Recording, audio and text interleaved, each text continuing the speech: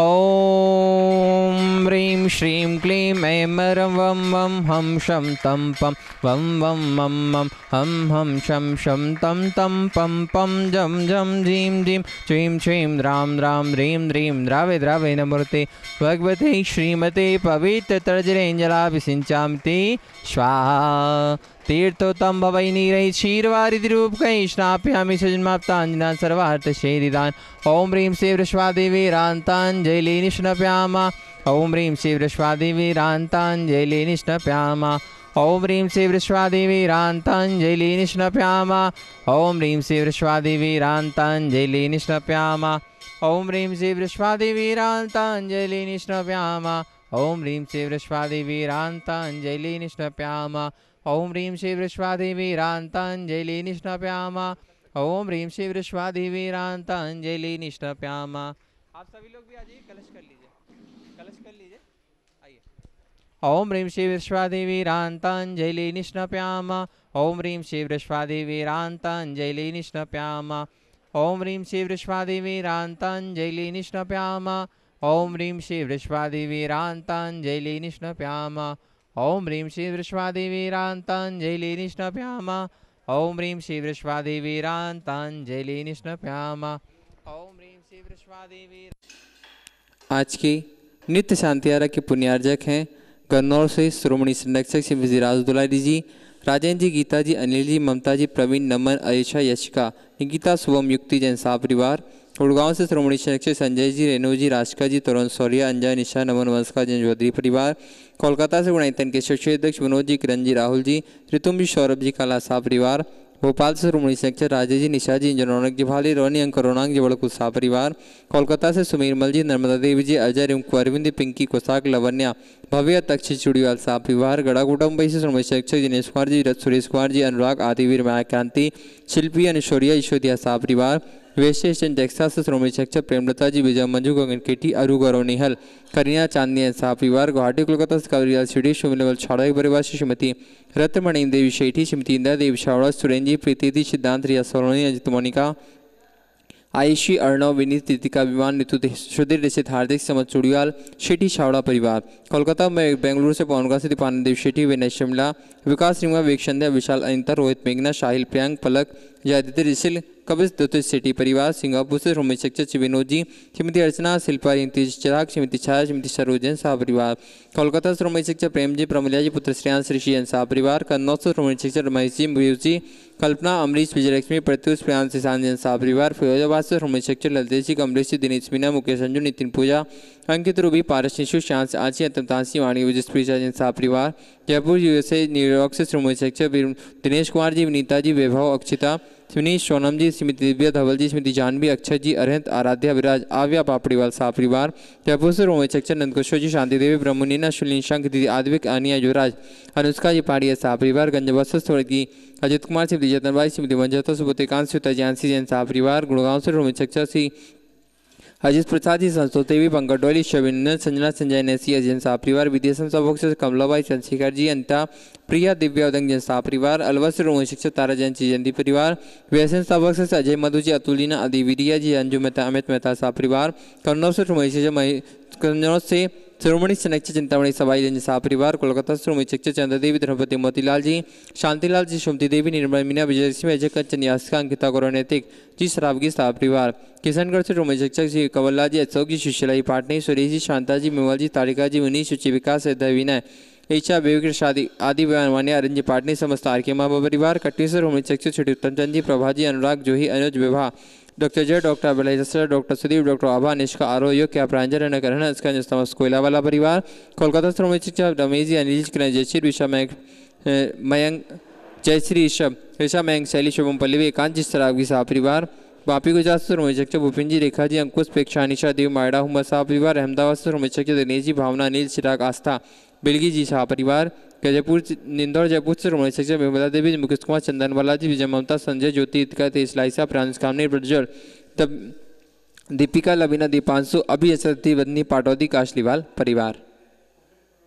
ओम नमः सिद्धिभ्यां श्री वीतरागाय नमः। ओम ह्रीं नमो रिंताणम, नमो सिद्धानम, नमो आर्याणम, नमो अज्ञानम, नमो लोहिषभ्यशाहुणम, चत्तारि मंगलम अनंता मंगलम सिद्धा मंगलम शाहमंगलम केवली पन्नतु धम्मो मंगलम चत्तारि लोकोत्तम अनंता लोकोत्तम सिद्धा लोकोत्तम शाहु लोकोत्तम केवली पन्नतु धम्मो लोकोत्तमो चत्तारि शरणं पवजामि अनंते शरणं पवजामि सिद्धे शरणं पवजामि शाहु शरणं पवजामि केवली पन्नतम धम्म शरणं पवजामि ओम ह्रीं अनादि मूल मंत्रेभ्यो नमः सर्वशांतिम तुष्टिम पुष्टिम च कुरु कुरु ओम नमो रते भगवते श्रीमती श्रीमद पांच तीर्थंकराय द्वादश गण प्रवेष्टिताय शुक्लध्यान पवित्राय सर्वज्ञाय स्वयंभव सिद्धाय विद्याय परमात्मने परम सुखाय त्रिलोकमयी व्याप्तानंद संसार चक परिमर्दनाय अनंत ज्ञान दर्शन बीज सुखास्पदाय त्रिलोक विशंकराय सत्य ज्ञान सत्य ब्रह्मणे दर्णन फणामंडल मंडिताय शारिका श्रावक श्राविका पुनश्चतुर्संगोपसर्ग विनाशनाय घातिकर्म विनाशनाय घातिकर्म विनाशनाय अबाधम अस्माकम मृत्युम अतिकामम रतिकामम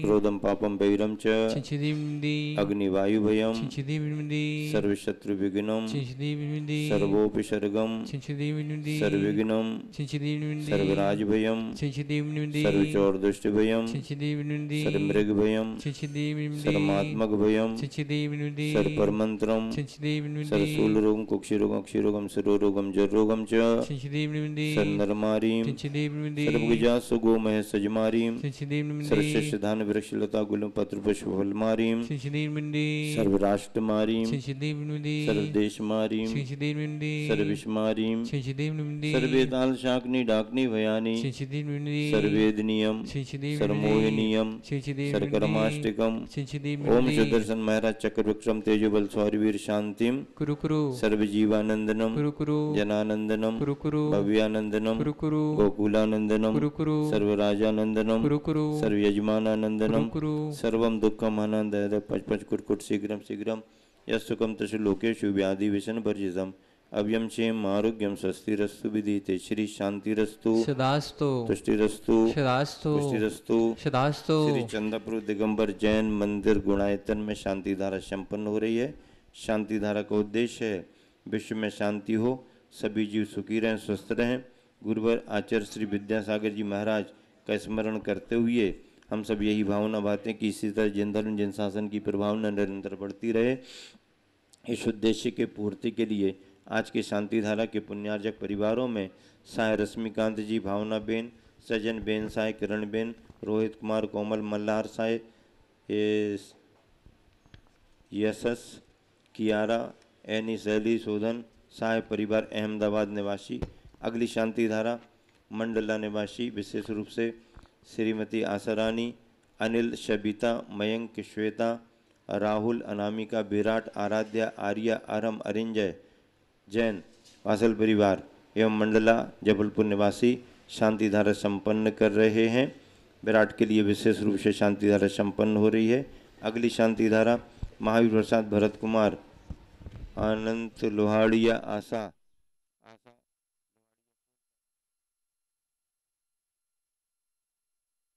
लीजन दिल्ली गोटेगांव निवासी, पंकज, नीतू, गुनगुन, गरिमा, पाटोदी, साड़म। विशेष रूप से यहाँ पर श्री सुरेंद्र कुमार जी, जितेंद्र कुमार जी, अभिषेक, अंकित जैन, जितेंद्र, अंकिता की शादी की सालगिरह के उपलक्ष्य में समस्त टाली वाला परिवार व्रतिनगरी पिंडरी शांति धारा संपन्न कर रहे हैं। अरविंद जी, पायल, पुरु, लब्धि सेठी हजारीबाग शांति धारा संपन्न कर रहे हैं। सुनील, रायगोना, सूर्यवंशी, सुपांश जैन, सूर्यवंशी, हर्षित पाटिल जन्मदिन, सुषमा उमरानी, सिरगुप्पी कर्नाटक निवासी, समडोली परिवार की ओर से शांति धारा संभव उपस्थित सभी श्रद्धालु जन, सकल दिगंबर जैन समाज, मधुबन जैन, जैन नेत्र बंधुवन, सभी मुनि संघारिक संघ त्यागी वृत्तियों के आहार विहार की निर्विघ्नता हेतु स्वास्थ्य साधना लाभित शांति धारा संपन्न हो रही है। हम सभी महाराजियों के साथ समस्त आर्य के संघ के साथ नगर की सभी त्यागी वृत्ति उनके परिवारीजन, सभी कार्यकर्ता उनके परिवारीजनों के लिए शांति धारा संपन्न और श्री शांति रस्तु सदास्तु तुष्टि रस्तु सदास्तु पुष्टि रस्तु सदास्तु समृद्धि रस्तु सदास्तु कल्याण मस्तु सदास्तु सुख मस्तु सदास्तु अभिवृद्धि रस्तु सदास्तु कुल गोत्र धन धान्यम सदास्तु सदास्तु श्री सद्धर्म बल आयु आरोग्य ऐश्वर्य आयु वृद्धि रस्तु सदास्तु ओम ह्रीम नमो संपूर्ण कल्याण मंगल रूप मोक्ष पुरुषार्थश्च भवतु। आज जिन्होंने विशेष रूप से शांति कराने का सौभाग्य प्राप्त किया है, सतना से संस्थापक से चक्रेश कुमार, श्री शोभना जैन की वैवाहिक वर्षगांठ के उपलक्ष्य पर प्राची, ऋचा, पीयूष, श्रेया जैन परिवार, चंद्रपुर से संस्थापक से डॉक्टर महावीर अनंतदास सोइतकर, श्रीमती भारती सोइतकर वैवाहिक वर्षगांठ के उपलक्ष्य पर शाह परिवार, बारामती से डॉक्टर आनंद अशोक दोषी, श्रीमती पूजा आनंद दोषी जी के वैवाहिक वर्षगांठ के उपलक्ष्य पर शाह परिवार, सांगली से अभय कुमार शांतिनाथ रतु और सौभाग्यवती अश्विनी अभय कुमार रतु वैवाहिक वर्षगांठ के उपलक्ष्य पर, इंदौर से संस्थापक से श्री सुमित कुमार सपना जैन सोदिया वैवाहिक वर्षगांठ के उपलक्ष्य पर, कोल्हापुर से प्रफुल्ल श्रीधर उपाध्याय सौभाग्यवती श्वेता प्रफुल्ल उपाध्याय वैवाहिक वर्षगांठ के उपलक्ष्य पर, बुल्ढाना से अजय गोधा सौभाग्यवती छाया गोधा वैवाहिक वर्षगांठ के उपलक्ष्य पर, दिल्ली से अनुपम कुमार जी श्रीमती रेखा जी के वैवाहिक वर्षगांठ के उपलक्ष्य पर, जिन्होंने जन्मदिन के उपलक्ष्य पर शांतियाँ कराने का सौभाग्य प्राप्त किया, लटेरी से अभिषेक जैन शाह परिवार, सांगली श्रीमती लक्ष्मीबाई रामगोंडा पाटिल शाह परिवार, छिंदवाड़ा से डॉक्टर सतीश चंद्र जी के 75वें जन्मदिन के उपलक्ष्य पर शाह परिवार, सागर से मनोज कुमार जैन शाह परिवार, खंडवा से श्री संजय धनपाल जैन शाह परिवार, अहमदनगर से सौभाग्यवती संगीता काशलीवाल शाह परिवार, गांजियाबाद से श्री श्रुति जैन शाह परिवार, बाराबंकी से श्री मनोज कुमार जैन शाह परिवार सभी ने जन्मदिन के उपलक्ष्य पर शांतियाँ कराने का सौभाग्य प्राप्त किया है और जिन्हें सुख शांति समृद्धि के मंगल भावना भाई है। दिल्ली से ललित जी नरेश जैन परिवार, इंदौर से नितिज्ञा सपना जैन परिवार और जिनके स्वास्थ्य की मंगल भावना भाई गई, डेमूर मुंडा उड़ीसा से वेद प्रकाश जी अग्रवाल, बदायूं से संजीव जी जौहरी, मैनपुरी से प्रियंका अमित जैन, गिरिडीह कोलकाता से नेहा निरपति विनोद कुमार जैन, जयश्रीनगर से सूरज भाई सुनील जी समता शर्मती नेहा जी शाह परिवार सभी के स्वास्थ्य लाभ हेतु। संपूजिकानां प्रतिपालकानां यतीन्द्रशामान्य तपोधनानां देशस्य राष्ट्रस्य पुरस्य राज्ञा करोतु शांतिं भगवान् जिनेन्द्र, करोतु शांतिं भगवान् जिनेन्द्र, करोतु शांतिं भगवान् जिनेन्द्र। बोले शांतिनाथ भगवान की जय जय चिंतामणि पारसनाथ भगवान की जय जय, कुंदनपुर के बड़े बाबा की जय जय, गुरुवर आचार्य श्री विद्यासागर जी महाराज की जय जय, आचार्य प्रवर समय सागर जी महाराज की जय जय जय। बोले परम पूज्य मुनिवर शिक्षक संता सागर जी महाराज की, समस्त मुनियारिका संघ की। लीजिए छत लीजिएगा। छतत्रयं तव विभाति शशांके कांतान् मुचै स्थितं स्थिते भानुकर प्रतापं मुक्ताफल प्रकर जाल वृवत शोभं प्रख्यापय त्रिजगिता परमेश्वर तम। ओम अष्टप्रातिहार्य मध्ये छतत्र स्थापयामि। चवल लीजिएगा। कुन्दावदाति चले चामरे चारुशोभं विभ्राजते तव वपुः कलिधौतिकान्तं उदय शशाङ्क शुचिनिर्झर वारिधार मुचै स्थितं स्थगिते भानुकर प्रतापम। ओम ह्रीं अष्टप्रातिहार्य च वृद्धं स्थापयामि। लीजिए अर्घ लेंगे। पानीय चंदन सदक्षते पुष्प पुंजै नैवेद्य दीपक शुद्धोपफल ब्रजीन कर्माष्टकं कथन वीर वनंत शक्तिं संपूजयामि महेशां महेशां निधानम्। ओम ऋषभिषिकान्ति शान्ते उपरान्ते अनर्घपुत्राप्ते अर्घ्यं नृपान्ति स्वाहा। शुचि निर्मल नीरम गंध सुअक्षत पुष्पचरूले मनिहर्षाय दीप धूप फले अर्घ शुलेकर नाचत ताल मृदंग बजाय। श्री आदिनाथ जी के चरण कमल पर परिहंताणं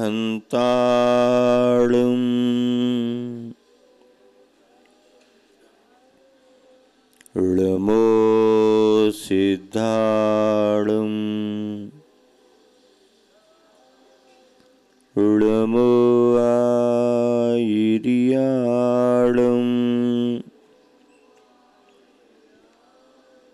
ळमो वच्छायाणं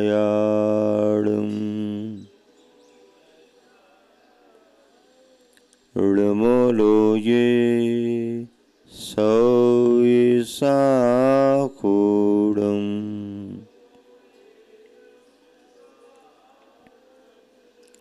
पंच परमेष्टि भगवान की, अहिंसा परमो धर्म की, गुरुवर आचार्य श्री विद्यासागर जी महाराज की, आचार्य प्रवर समय सागर जी महाराज की,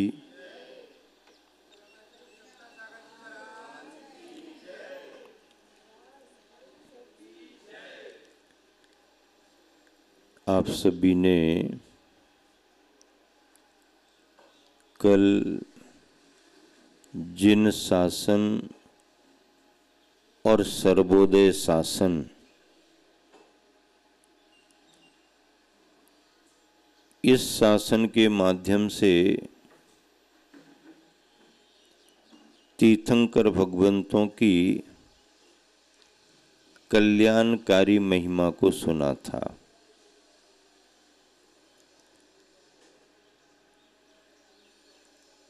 असल में जैन परंपरा इस बात पर जोर देती है कि सभी आत्माओं को परमात्मा बनने का अधिकार है। हर आत्मा परमात्मा ही है, परमात्मा ही है, लेकिन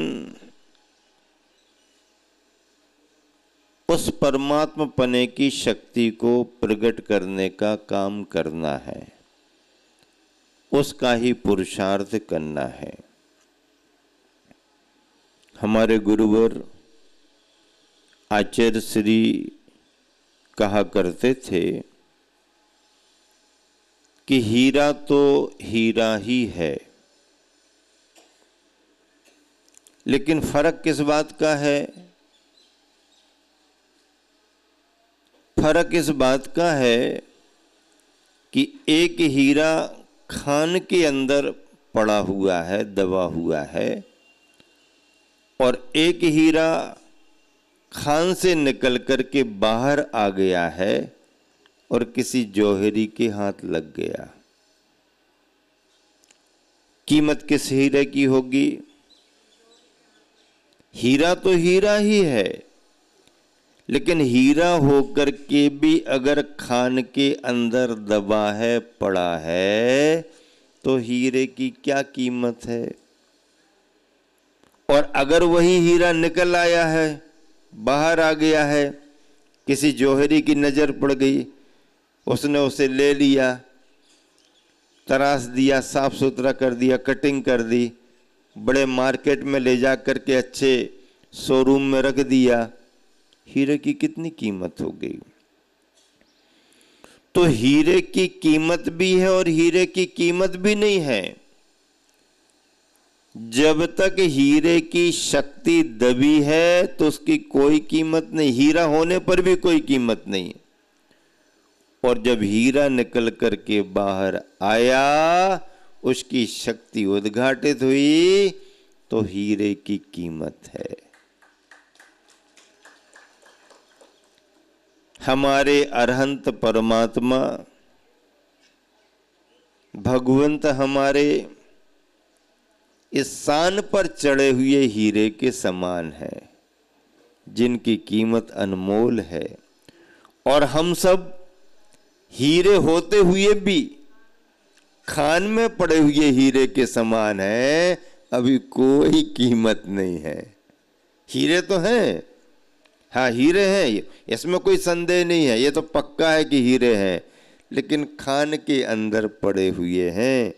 शक्ति को उद्घाटित करने की जरूरत है। इस देश का कोई भी नागरिक जो उस तरह की योग्यता को रखता है, वह देश के किसी भी बड़े से बड़े पद को प्राप्त कर सकता है, चाहे वो पुरुष हो चाहे वो स्त्री हो। हाँ, योग्यता उतनी होनी चाहिए और जिस तरह की अनिवार्यताएं, शर्तें हैं, वो उसमें फिट बैठनी चाहिए। अब अगर ऐसा कोई भी है, योग्यता संपन्न है, तो उसे देश का कोई भी पद मिल सकता है, लेकिन ऐसे ही नहीं मिलेगा। अपनी योग्यता को उद्घाटित करके साबित करना पड़ेगा। हाँ, चाहे शासन में जाओ और चाहे प्रशासन में जाओ। शासन में जाना है तो प्रतिनिधि के तौर पर आपको सामने आना पड़ेगा, चाहे सामने के दरवाजे से आओ और चाहे सरकार के सहयोग से पिछले दरवाजे से आओ। हाँ, जब उतना आपको मिलेगा तब आपको सीट मिलेगी। शासन चलाने के लिए प्रतिनिधि चाहिए, तो पब्लिक को चलाने के लिए प्रशासन चाहिए। प्रशासनिक अधिकारी बनना है, तैयारी करो, एग्जाम दो, इंटरव्यू दो, सिलेक्शन होगा तो तुम्हारे को अधिकार मिलेगा। तो अधिकार तो तब मिलेगा जब आप अपनी योग्यता को उद्घाटित करोगे। इस देश का कोई भी नागरिक प्राइम मिनिस्टर बन सकता है, राष्ट्रपति बन सकता है, लेकिन वो कब बनेगा?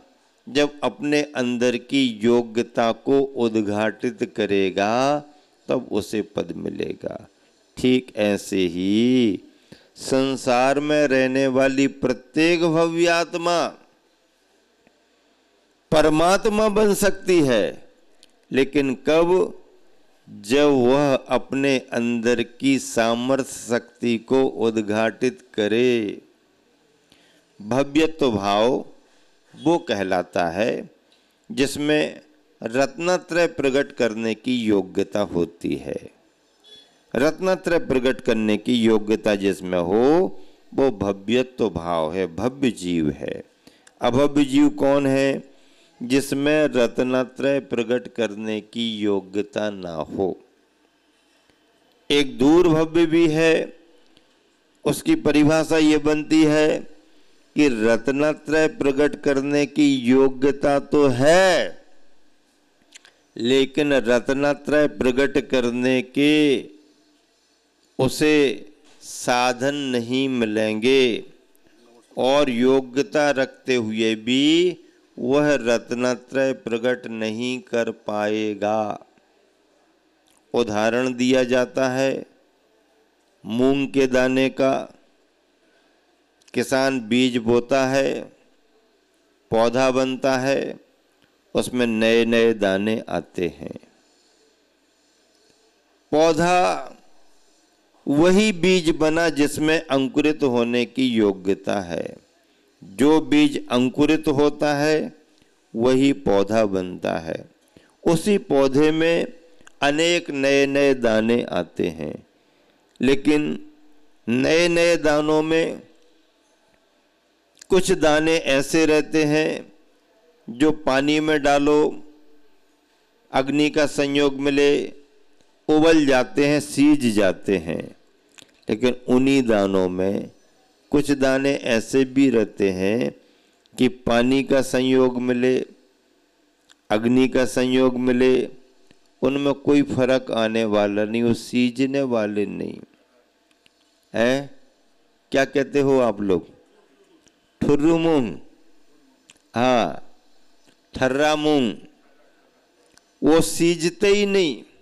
उबालते रहो, उबालते रहो, उबालते रहो, वो ऊपर नीचे तो होते रहेंगे। ऊपर से तो दिखेंगे भीगे भीगे, लेकिन अंदर से तो सूखे सूखे बने रहते हैं। जैसे पत्थर पानी में डला हो, पड़ा हो, पानी बह रहा है, आ रहा है, जा रहा है, पत्थर ऊपर से भीगा भीगा तो दिखता है, लेकिन अंदर तो सूखा सूखा रहता है। अब ये योग्यता किसने बनाई, कहां से आई? अंकुरित होने वाला दाना था, योग्यता संपन्न दाना था, उससे पौधा बना, पौधे में बीज आए, बीजों में से कुछ सीजने वाले आए, कुछ नहीं सीजने वाले आए। उन दानों में से अगर सीजने वाले दाने को पुनः मिट्टी में डालते हो, नया पौधा बनेगा, और नहीं सीजने वाले दाने को मिट्टी में डालते हो, पानी देते हो, खाद देते हो, और नमोकार मंत्र जप करके रोज भावना भाते हो कि पौधा बन जाए, ये हो जाए, वो हो जाए, कुछ होने वाला नहीं, कुछ होने वाला नहीं। क्यों? क्योंकि उसकी योग्यता नहीं है। अरे फिर एक ही पौधे में अलग अलग प्रकार के दाने कैसे आ गई? एक सीज रहा, एक नहीं सीज रहा, किसने बनाया इसको? हो सकता पानी कम मिला हो, रस कम मिला हो। नहीं, जड़ों से पानी और रस तो सबको बराबर मिला है, लेकिन अपनी योग्यता से एक सीजने वाला हो रहा है, एक नहीं सीजने वाला हो रहा है। हाँ, रस तो बराबर मिला है, लेकिन वो योग्यता कैसे आई, किसने की? वो स्वाभाविक योग्यता है, उसे कोई करता नहीं है। फिर दूर भव्य किसे कहते हैं? सीजने वाली मूंग तो है लेकिन बोरी में बंद रखी है, कोई खोलने वाला नहीं है, कोई अग्नि पानी का संयोग मिलने वाला नहीं, तो उसको भव्य होते हुए भी ये सीजेगा नहीं, तो दूर भव्य कह दिया गया। ये उदाहरण हैं 3, भव्य, अभव्य और दूरानुदूर भव्य। ये 3 उदाहरण हैं। और इन तीनों प्रकार के जीवों को किसी ने बनाया नहीं, ये इनकी अपनी स्वाभाविक योग्यता है। भव्य, अभव्य और दूरभव्य होने में कर्म का भी कोई निमित्त नहीं है। कर्म का कोई निमित्त नहीं कि इस कर्म की वजह से ये भव्य है, इस कर्म की वजह से ये अभव्य नहीं। कर्म निरपेक्ष ये स्वभाव है, इसलिए इन तीनों को पारिणामिक भाव कहा। तत्वार्थ सूत्र में क्या कहा? पारिणामिक भाव। जीव भव्या भव्यत्वानि च, जीव भव्य और अभव्य हैं, ये पारिणामिक भाव हैं। इनमें कर्म का कोई संबंध, कर्म की कोई अपेक्षा नहीं है, ये स्वाभाविक हैं। ऐसे भव्य अभव्य में भव्य जीव के लिए अगर निमित्त बनते हैं तो भव्य जीव अपनी यात्रा निगोद से निकल करके निर्वाण तक की कर सकता है। निगोद से निकल करके निर्वाण तक की कर सकता है। और एक बार भव्य जीव को मोक्ष हो गया तो पुनः लौट करके उसे आने की जरूरत नहीं। दूध में से एक बार घी निकाल लिया तो अब वह घी पुनः दूध बनने वाला नहीं, शुद्ध तत्व है, परम तत्व है। और शुद्ध तत्व की महत्ता क्या है? शुद्ध हमेशा ऊपर विराजमान होता है। सिद्ध भगवान सिद्धालय में जाकर के विराजमान है। अरहंत परमात्मा अभी मध्यलोक में ही हैं, ढाई दीप में ही हैं। 45 लाख योजन के ढाई दीप में ही अरहंत मिलेंगे, इसके बाहर अरहंत मिलने वाले नहीं। और इसी ढाई दीप से वो अरहंत सिद्ध बनते हैं। और जब सिद्ध बनते हैं तो ठीक इसी ढाई दीप 45 लाख योजन के ऊपर 45 लाख योजन की सिद्ध शिला में जाकर के विराजमान होते हैं। 45 लाख योजन की सिद्ध शिला है, क्योंकि ढाई दीप का जितना प्रमाण है उतना ही सिद्ध शिला का प्रमाण। और ढाई दीप के एक एक स्थान से अतीत में अनंत सिद्ध परमात्मा मोक्ष को प्राप्त हुए हैं। इस मायने में सारा ढाई दीप ही सिद्ध क्षेत्र है, सारा ढाई दीप। अब चाहे जमीन का भाग हो, चाहे समुद्री भाग हो, चाहे आसमान का भाग हो, कोई भी भाग हो, कोई भी स्थान ऐसा नहीं है जिस स्थान से अतीत में कभी कोई सिद्ध ना बने हो। 45 लाख योजन का ढाई दीप, 45 लाख योजन की सिद्ध शिला, और उस सिद्ध शिला पर भी कैसे विराजमान है सिद्ध? कैसे विराजमान है? एक माही एक राजे, एक माही अनेक नो, एक अनेक की नहीं संख्या, नमो सिद्ध निरंजनो। हाँ, सब जहां पर एक सिद्ध परमात्मा है उसी स्थान पर दूसरे भी, उसी पर तीसरे भी, उसी पर चौथे भी।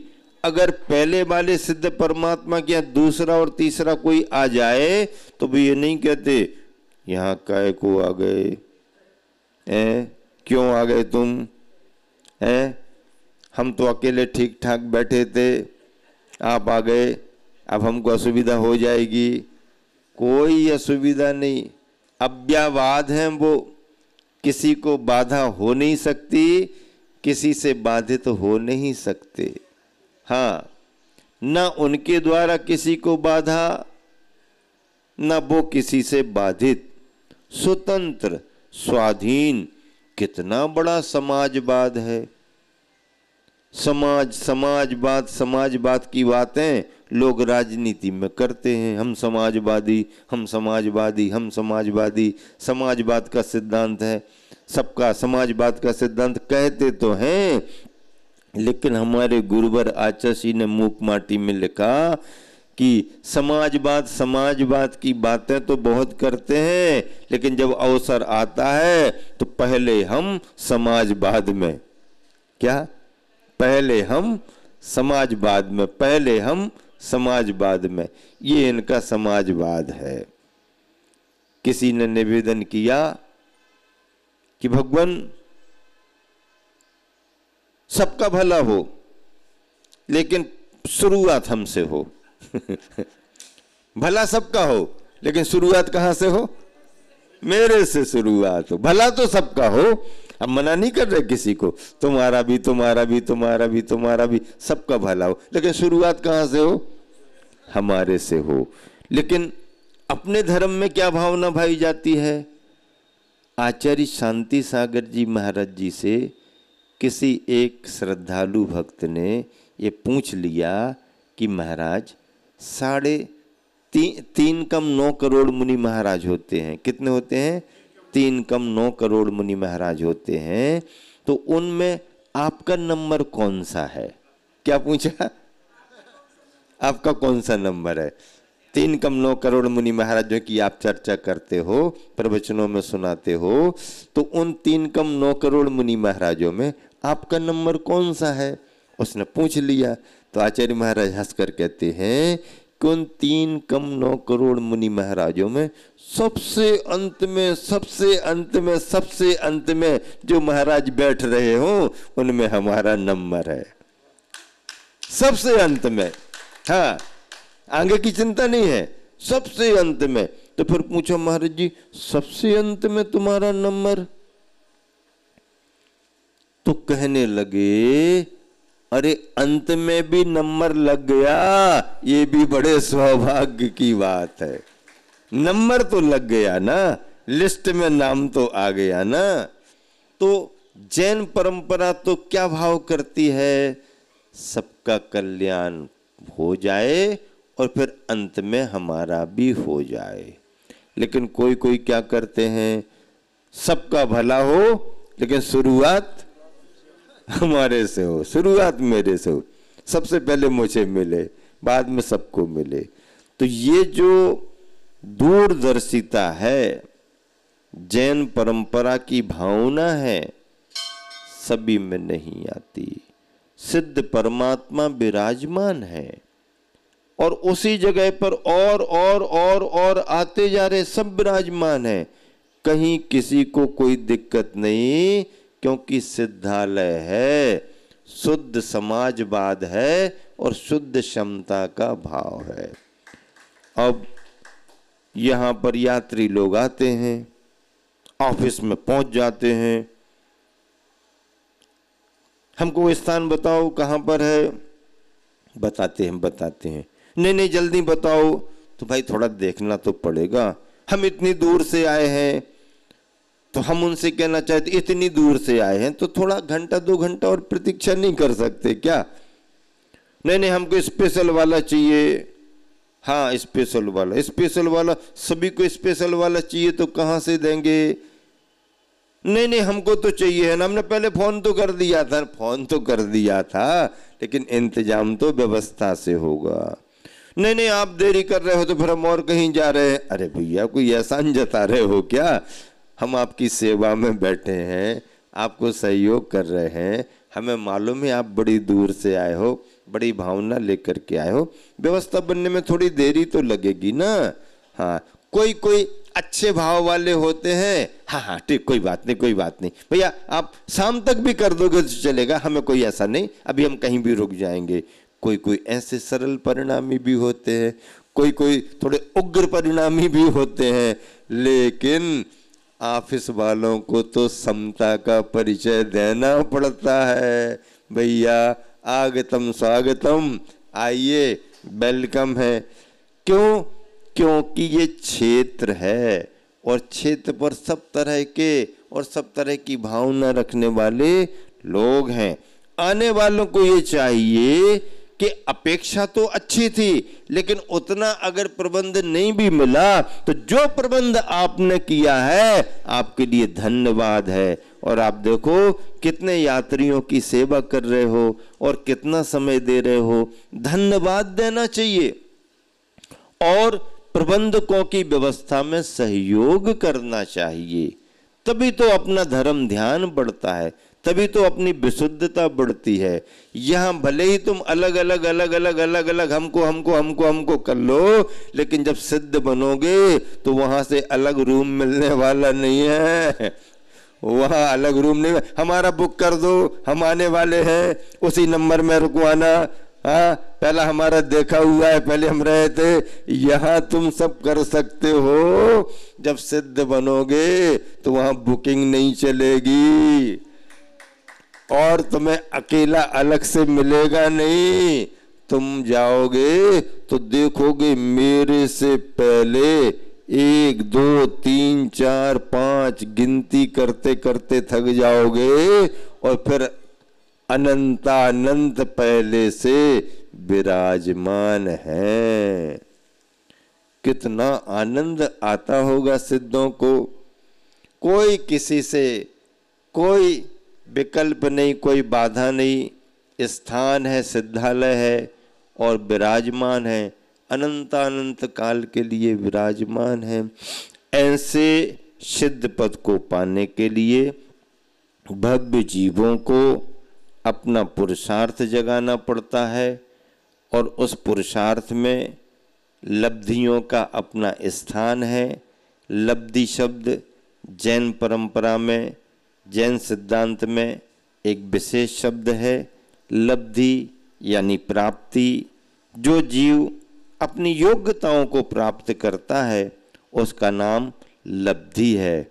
और ऐसी लब्धियों की चर्चा आप स्वाध्याय में, प्रवचनों में, गुरुजनों से, मुनिजनों से समय समय पर सुनते आए हो।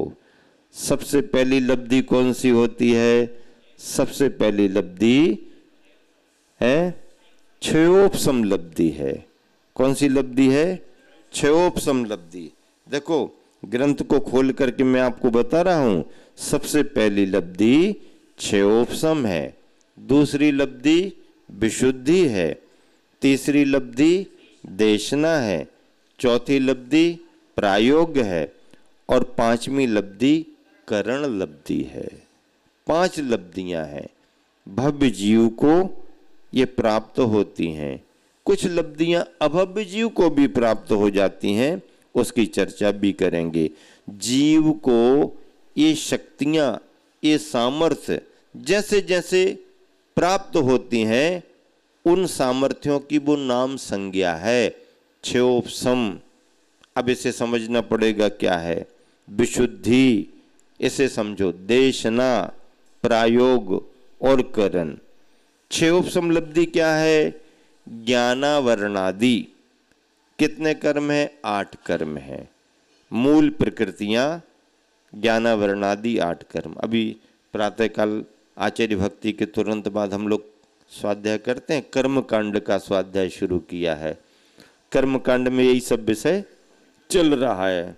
आचार्य नेमिचंद सिद्धांत चक्रवर्ती का ग्रंथ लिखा हुआ है, वो चल रहा है। वो संघ का स्वाध्याय है और कोई स्वाध्याय आके बैठना चाहे तो मना नहीं है, लेकिन अपेक्षा किसी की नहीं है। आचार्य भक्ति हम लोग करते और तुरंत स्वाध्याय शुरू कर देते। तो ज्ञानावरणादि अशुभ कर्मों की शक्ति, ज्ञानावरणी, दर्शनावरणी आदि जो कर्म हैं, इनको अशुभ कर्म कहा गया। घातीय कर्म जो हैं, ज्ञानावरणी, दर्शनावरणी, मोहिनी, अंतराय, ये पाप प्रकृतियां मानी गई। सारे घातीय कर्म पाप प्रकृतियां हैं। तो ऐसे ज्ञानावरणादि अशुभ कर्मों की जो बंधने की शक्ति है, जिस ताकत से वो बंधे हुए हैं, उस शक्ति की प्रति समय अनंत गुनी हीन होते हुए, अनंत गुनी उसकी कमजोर करते हुए, ज्ञानावरणादि अशुभ कर्म जिस ताकत के साथ, जिस मजबूती के साथ बंधे हुए हैं, उनकी वो शक्ति प्रति समय अनंत गुनी अनंत गुनी अनंत गुनी हीन होते हुए, यानी कमजोर करते हुए, फिर जब उदय में वो आते हैं तो इसका नाम क्षयोपशम लब्धि है। क्षयोपशम का मतलब है कि वैसी योग्यता आना, कर्मों की शक्ति का दबना और उस रूप में कर्मों का उदय होना जिसमें हम कुछ सुन सकें, कुछ समझ सकें। कभी कभी कर्मों की इतनी तीव्रता आ जाती है कि हम सुन नहीं सकते, समझ नहीं सकते। और कभी कभी ऐसा रहता है, जैसे बुखार कई प्रकार का होता है। एक बुखार ऐसा आता है कि पूरा हिला डालता है और खाना पीना तो दूर की बात है, उठना भी नहीं होता, पड़ा ही रहता है, बुखार है, बुखार है। और बुखारों में बुखार होते होते होते होते कोई बुखार ऐसा भी होता है कि क्या तो रहा है, बुखार है लेकिन काम सब चल रहे हैं, दुकान धंधा भी चल रहा, भोजन पानी भी चल रहा और बुखार भी चल रहा। अब वो पहले वाला बुखार ऐसा था जिसमें सब बाधित हो गया, और ये वाला बुखार ऐसा है कि इसमें कोई काम पूर्ण रूप से बाधित नहीं है। ठीक है, अनिजी फील हो रहा है लेकिन काम सब चल रहे हैं, ऐसा अंतर होता है। तो इस तरह से जब तीव्रता होती है तब हम कुछ नहीं कर पाते हैं। जैसे नींद भी है, निद्रा भी है। निद्रा जब तीव्र आती है तो फिर अपन को उतना ख्याल नहीं रहता है, फिर सोने की स्थिति ही बनती है। और एक सामान्य सी नींद रहती है, सामान्य सा आलस रहता है, उसमें सब काम चलता रहता है। तो तीव्रता में काम नहीं हो पाता है, मंदता में काम होता है। कहीं पर लड़ाई झगड़ा हो जाए और अभी शुरुआत ही हुई है तो उस समय कोई भी उनको समझाए तो वो समझने की स्थिति में नहीं रहते। क्यों? क्योंकि अभी उफान है ना, अभी तो शुरुआत हुई है, अभी शुरुआत हुई है, अभी वो सुनने वाले नहीं। और बीच में अगर कोई आ गया तो दोनों तरफ से वो चपेट में आएगा, पिटेगा। इसलिए पुलिस वाले बहुत समझदारी से काम करते हैं। क्या काम करते हैं? कहीं मोहल्ले में किसी के यहाँ पर आपस में झगड़ा हो गया और फोन पहुंच गया, सब यहाँ इस मोहल्ले में ऐसा ऐसा इन लोगों का झगड़ा हो गया, तो वो धीरे से पूछते हैं अभी हुआ है या थोड़ी देरी हो गई? कब हुआ है? नहीं साहब अभी शुरू हुआ है, अभी शुरू हुआ है। तो वो समझ जाते हैं कि थोड़ा अभी रुको, अभी शुरू हुआ है ना, अभी वो सुनने वाले नहीं है, अभी सुनने वाले नहीं है। और फिर वो प्रतीक्षा करते हैं, थोड़े समाचार लेते रहते हैं, क्या स्थिति है, क्या पोजीशन है। और जब वो लड़ झगड़ करके थकने की स्थिति में आ जाते हैं और कोई बचाने वाला बीच में नहीं आ रहा, तो कई बार वही देखने लगते हैं, यार कोई बचाने वाला नहीं आ रहा है, हम तो सोच रहे थे कोई आएगा, कोई आ नहीं रहा। और लड़ते लड़ते लड़ते लड़ते एक जैसी स्थिति तो रहती नहीं है, पर धीरे धीरे धीरे धीरे धीरे धीरे थकान सी आती है। अब ऐसी ही स्थिति में पुलिस वाले अपनी गाड़ी सायरन बजाते हुए लाते हैं, और जैसे ही सायरन बजा तो ये और ठंडे हो जाते हैं। आए, दो चार बातें की, एक दो डंडे घुमाए फिराए, चलो बैठो गाड़ी में। कम समय में कम ताकत में काम बन जाता है। और जब शुरुआत ही हुई हो, एकदम तेजी है, गर्मा गर्मी, उस समय पुलिस नहीं, कोई भी आ जाए, उनकी तीव्रता में वो कुछ सुनने वाले नहीं। ऐसे ही कर्म की तीव्रता में कोई सुनने वाला नहीं। जब कर्म की मंदता आती है तब काम बनता है, तीव्रता में काम नहीं बनता। आदिनाथ भगवान का समोसरण लगा था, मारीच के कर्म की इतनी तीव्रता आई कि भगवान का उपदेश भी उसे अच्छा नहीं लगा। और उसी जीव को जब कर्म की मंदता आई तो पुरुरवा भील की पर्याय में सामान्य से मुनि महाराज से उसको चेतना जागृत हो गई। और वही पुरुरवा भील आगे बढ़ते बढ़ते जब सिंह की पर्याय में था तो भी मुनि महाराज के वचनों ने उसका कल्याण कर दिया। यह मुनि महाराज के वचन उसका कल्याण कर रहे हैं और वहां तीर्थंकर के वचन भी उसके लिए कुछ नहीं कर पा रहे। उस समय उसका उपादान सोया हुआ था, कसायों की तीव्रता थी।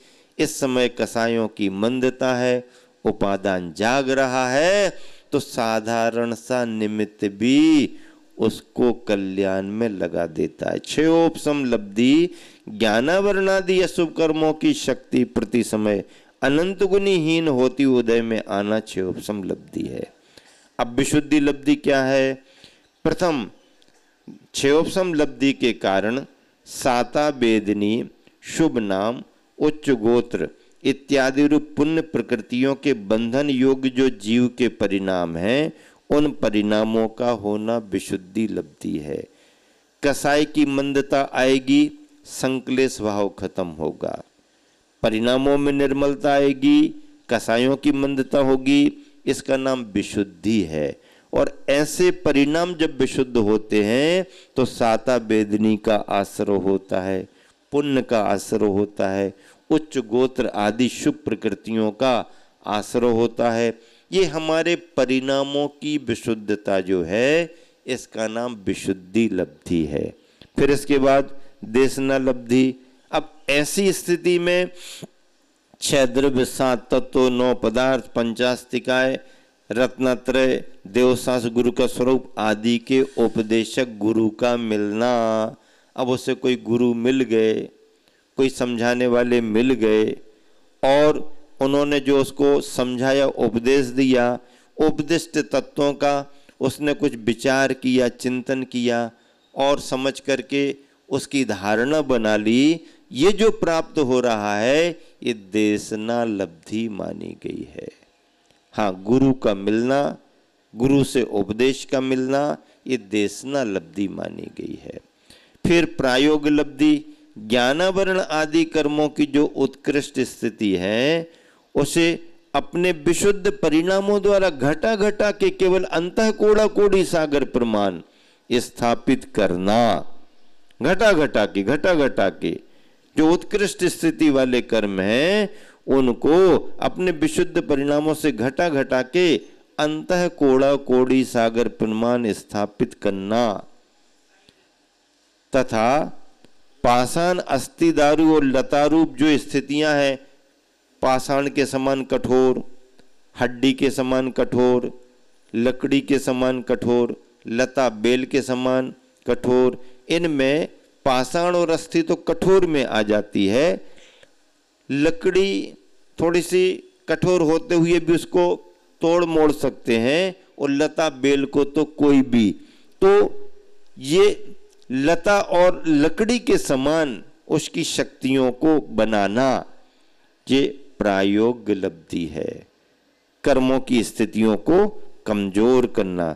और करण लब्धि, परिणामों की उत्तरोत्तर विशुद्धि। परिणामों की उत्तरोत्तर विशुद्धि को करण लब्धि कहते हैं। पूर्वोक्त 4 लब्धियों के द्वारा विशुद्धि को प्राप्त जीव करण अवस्था में आकर प्रति समय अनंत गुनी विशुद्धि वाला हो जाता है। उत्तरोत्तर बढ़ने वाली यह विशुद्धि करण लब्धि कहलाती है। करण यानी उस तरह के परिणामों को प्राप्त करना।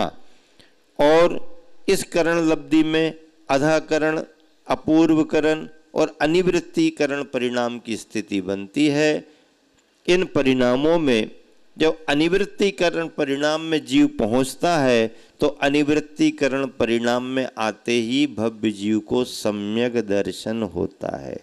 भव्य जीव को सम्यक दर्शन होने की ये प्रोसेस है, ये सिद्धांत है। इसके बगैर सम्यक दर्शन किसी जीव को नहीं होगा।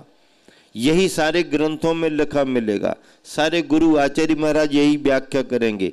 भगवंतों ने यही बताया, सम्यक दर्शन पाने के लिए 5 लब्धियों को पाना पड़ता है। उन 5 लब्धियों में 4 लब्धियां अभव्य भी प्राप्त कर लेता है प्रारंभ की, लेकिन उसे अभव्य होने के कारण सम्यक दर्शन नहीं होता, तो वो वैसा ही रहता है।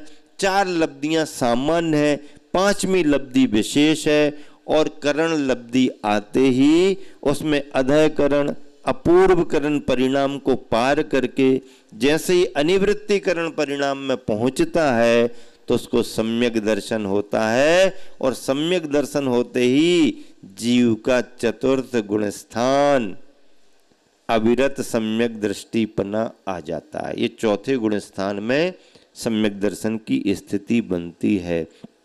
और भव्य जीव को एक बार अगर सम्यक दर्शन हो गया तो उसके संसार की स्थिति क्या हो जाती है? सम्यक दर्शन होने के पहले संसार की स्थिति समुद्र के समान अपार जल राशि है, कोई और छोर नहीं, कोई माप नहीं।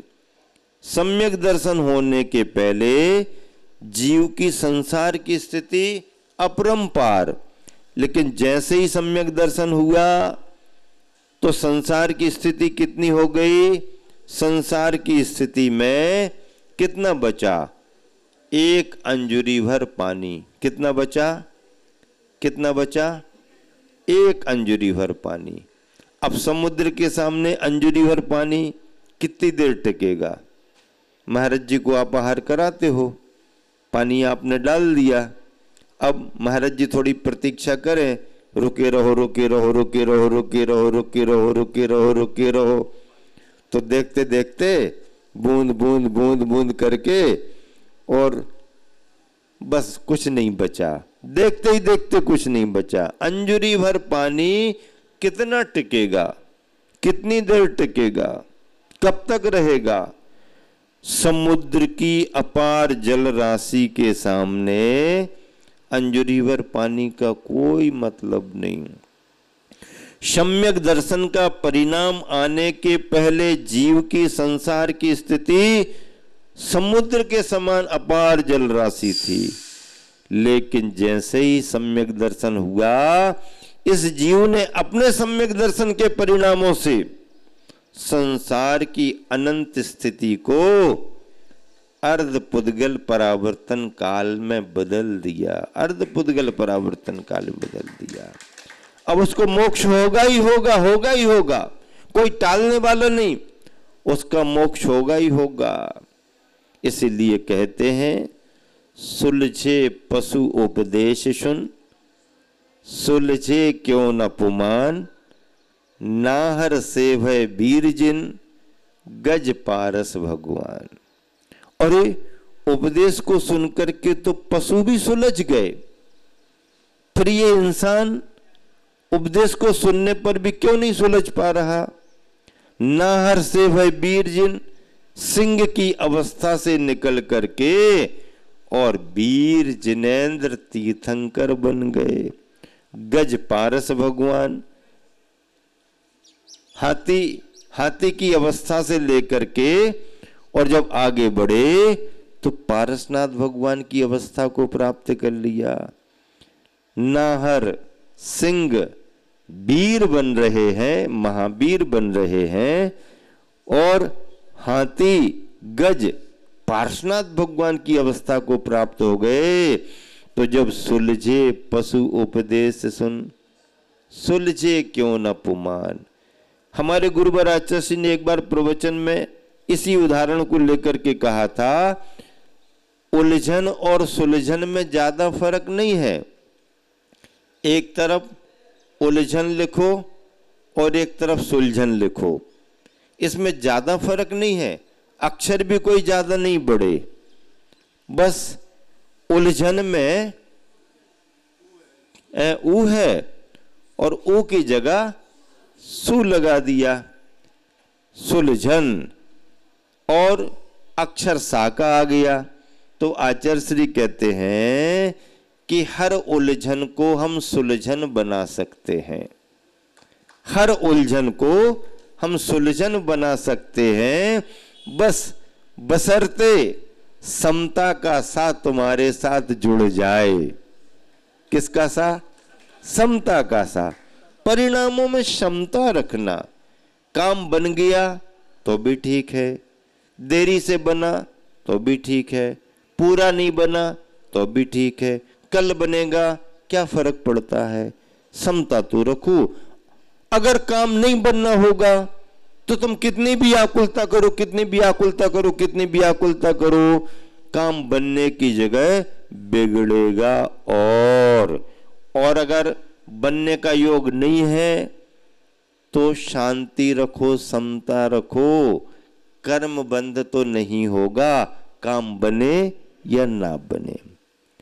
अंतिम सार, अंतिम समय सार तो समता के भावों को पाना है। और ऐसे समता के भाव सम्यक दर्शन के आने से, जीवन में संयम के आने से, स्वाध्याय करने से, सत्संगति करने से अपने आप आने लगते हैं। बाहर रह करके अब बहुत बड़ा पुरुषार्थ भी करो तो हो सकता वो बीतरागता, वो समता का भाव ना आ पाए। पर अगर आपने स्थान परिवर्तन कर लिया, सिद्ध क्षेत्र पर आ गए, गुरु का सानिध्य मिल गया, अभिषेक जैसा वातावरण मिल गया, शांति धारा जैसा वातावरण मिल गया, क्षेत्र की वंदना करने जैसा वातावरण मिल गया, और आकर के पूजा विधान करने का वातावरण मिल गया, तो तुम्हारे कसायों की कितनी भी तीव्रता क्यों ना आ रही हो, वह समता भाव में बदल जाते हैं। क्योंकि क्षेत्र का प्रभाव, स्थान का प्रभाव, आयोजन का प्रभाव, अनुष्ठान का प्रभाव, वातावरण का प्रभाव, स्वाध्याय का प्रभाव बनता ही बनता है। प्रातःकालीन बेला में चाहे आप इसे स्वाध्याय समझो और चाहे प्रवचन देशना समझो, आपको लाभ अच्छा मिल रहा है। और आप भी भरपूर मनोयोग के साथ भगवान का अभिषेक करने के पहले, शांति धारा के पहले, अपने परिणामों में परम शांति लाते हुए ज्ञान का लाभ ले रहे हो। भव भवांतर का साथ ही साथ पुण्य का योग है हमारा तुम्हारा, कि हम सब बैठ करके इस क्षेत्र पर रत्नत्रय की आराधना कर रहे हैं। समय हो गया, विराम देता हूँ। महावीर भगवान की जय।